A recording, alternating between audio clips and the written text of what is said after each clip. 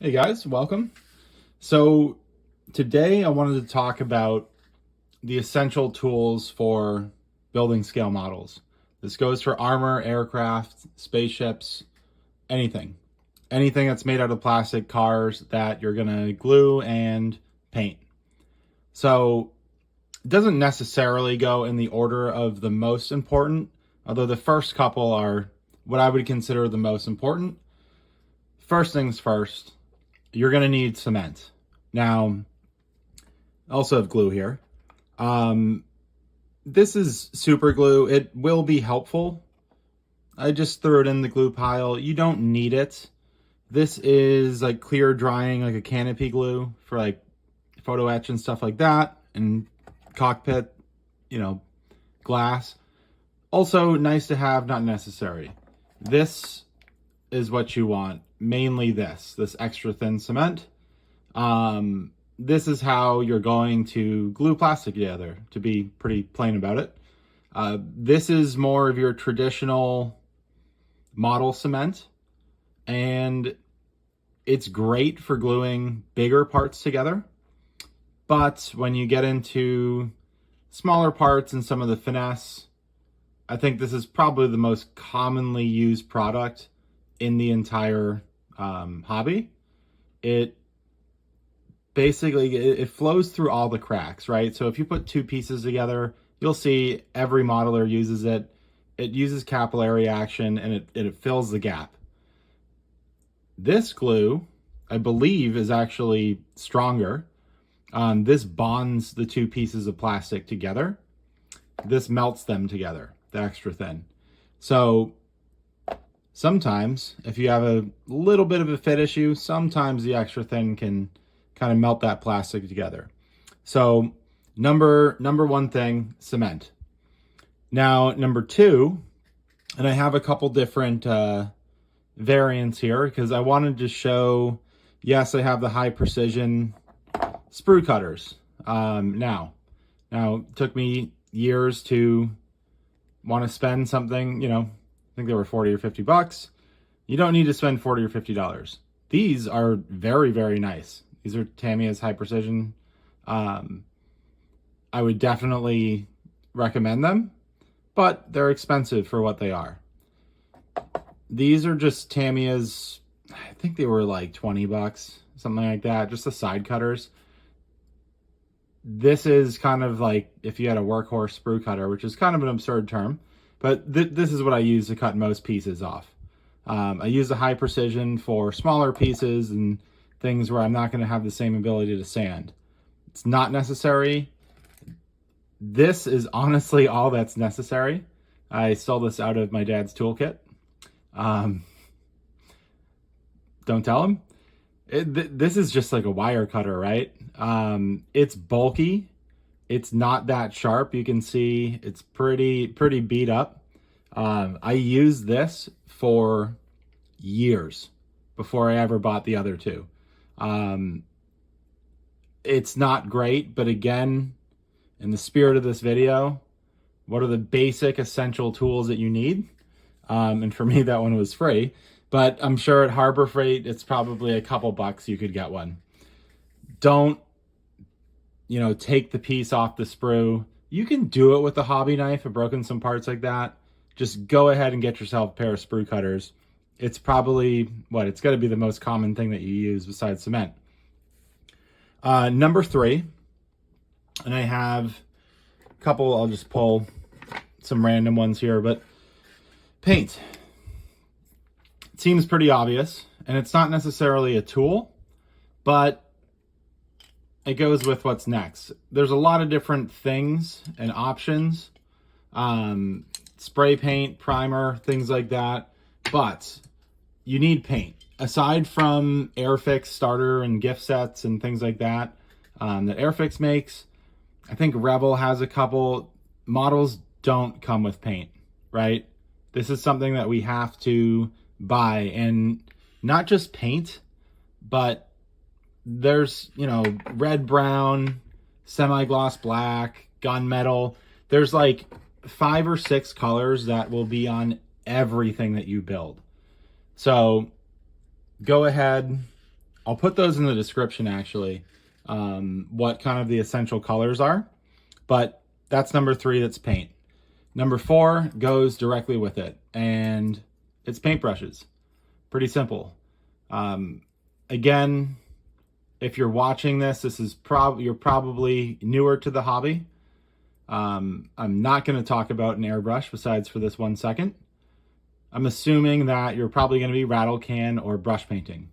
So make sure you get, now there's some pretty cheap brush sets out there, and you don't want all expensive brushes.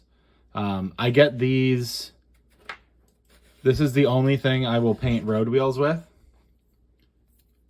It's Tamiya's, I don't even know what it's called. It's just like their model brush. And they make a couple different sizes of it. Looks like I'm going to do some Last Samurai calligraphy, which I think it looks cool. These are like $1.80 or something. There's a 3-pack that's $5 or $6. It gives you skinny, like a flat brush, and then like a really big brush. And that's honestly all I used for a long time. They are made out of bamboo. They will get a little like soggy when you're rinsing your brushes, but for, you know, $2 or under, can't really beat it. So they don't have to be super nice, but you need paintbrushes, right? Number 5, tweezers. Now, again, I have a couple different variants. The first variant I stole from my wife. Well, wasn't my wife at the time, but steal your girlfriend or your wife's tweezers. They work better than not having tweezers.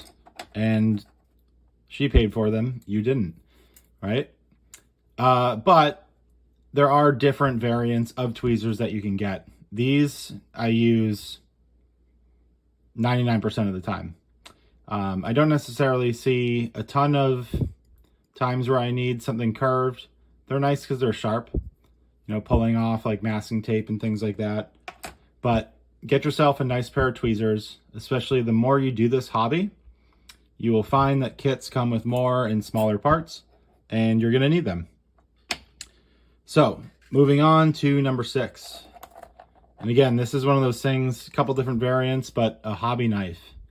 You can get away with not having some of these things if you just have a hobby knife. I did for a long time. You can also get a little sloppy with a hobby knife and cut off a little bit too much, things like that. But there are many times in which a hobby knife is your best friend in this hobby. So, number 7, and I only have this one example in front of me, but scissors. They don't have to be, you know, these are the decal scissors. I used just kitchen scissors for a long time. But your kits are going to come with decals, and you're going to want to cut them all out individually. You're not going to want to soak the whole thing at once. You'll end up with a mess. So go raid the kitchen of the scissors. Go buy yourself a small pair of scissors, whatever works for you. But you will need those in this process. Now, I didn't use sanding sticks for a pretty good amount of time when I started this hobby, but they are very nice to have. Now, you can cut away sprue nibs and things like that with the hobby knife, but when it comes to road wheels and things like that that have seam lines, you might not be concerned with it. So I was a little reluctant to put these in the list, but they're nice. It's a nice thing to have. It will help, you know, with that cleanup and give you an overall nicer kit. So keep that one in mind. They come in a lot of shapes and sizes, and you get different grits and whatnot. Not necessarily essential, but pretty close to essential. And nice enough, and they're all pretty cheap. They're, you know, I think you can get a pack and it comes with all the different grits of these Ammo by Mig ones for, you know, a couple bucks, maybe it's $8 or something. But that's sanding sticks at number 8. Number 9 is decal setting solution. So it comes with, or it comes in different forms. I have Tamiya's Mark Fit. I also have the Micro Sol and the other one that goes with it. I've just been using the Mark Fit. I've had this bottle for years.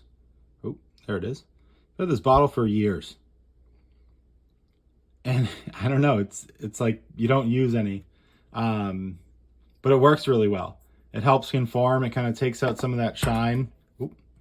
So get yourself some decal setting solution.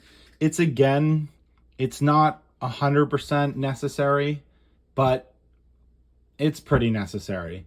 I would no longer build a model without it. Number 10 is putty. Again, you do not need to get this, but you will absolutely at some point buy a kit that has a massive gap or terrible fit, and you will need putty. So you can see I bought this a couple years ago. I don't use it often. There's things you can use it for, like creating cast texture and whatnot, but I don't bother with that. I use it to fill gaps and seam lines, or not seam lines, but I guess reverse seam lines. So it's a nice thing to have. Again, it's a couple bucks, and it's not essential on every kit, but on some kits it's essential. So it made this list. Number 11, toothpicks. Now this one, again, another item you can just grab from the kitchen, grab at the supermarket, whatever, a couple bucks. I use them mainly for stirring paint, stirring jars of paint. I use them as well for chipping, or if you want to be really delicate with glue. You know, it's something that you can use one time to get something and throw it out and not care because it's a toothpick. So really, really simple, but something that you will use very often. Number 12, Qtips. Now this goes more for once you get into weathering. So again, it's not absolutely essential, but you're gonna clean, like I'll clean my airbrush, you know, at least a cup out and you know the front with a Q-tip. I'll use it to wipe away excess wash, things like that. It's a really, really simple tool. You can steal them from your bathroom. It's not stealing, I guess, if it's your bathroom, but really, really simple and something you should just put on your modeling station. Number 13, and I have some alligator clips. I don't know where they are because I don't use them. This is really the only thing that I use in terms of clamps. And I stole them from my mom's clothesline years ago, but it doesn't have to necessarily be a clamp, right? You can use masking tape, anything to secure parts together while they're drying, right? So clamp can mean a lot of different things. There are some very professional clamps out there that you can get, or you can go raid your neighbor's clothespin or clothesline. And last but not least, number 14. This, again, like the putty, this is a pin vise, right? And then I have some small drill bits in there. I think it's like maybe a 0.5 millimeter to like 1.5 millimeters. Couple, like 5 of them. This isn't necessary, and you could avoid having to get a pin vise if you simply just look at scale mates and look at the directions. The majority of kits, I'd say, don't require any drilling. And I didn't have it for the first couple of years. I used a hobby knife very carefully and would cut a hole, and the Tamiya extra thin would kind of, you know, melt into the spot.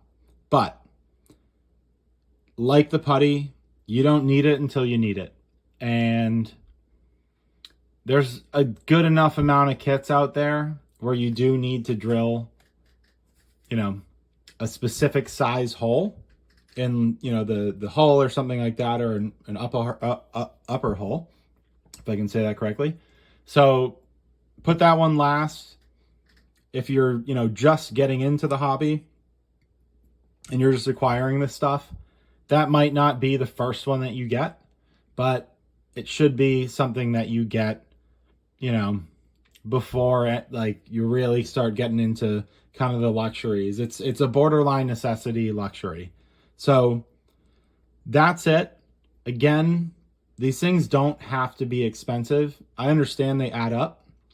I've paid for them all. I understand very well, but there's a lot of different brands and things that make these tools. I get a lot of stuff from Tamiya, as you can see. They make great stuff. So do a lot of other people. It's just what I personally prefer. So find what works for you. Don't forget to like and subscribe if you thought this was helpful. And if I missed anything, feel free to drop it in the comments for anyone else that's, going to view this. But happy modeling, and we'll see you on the next episode.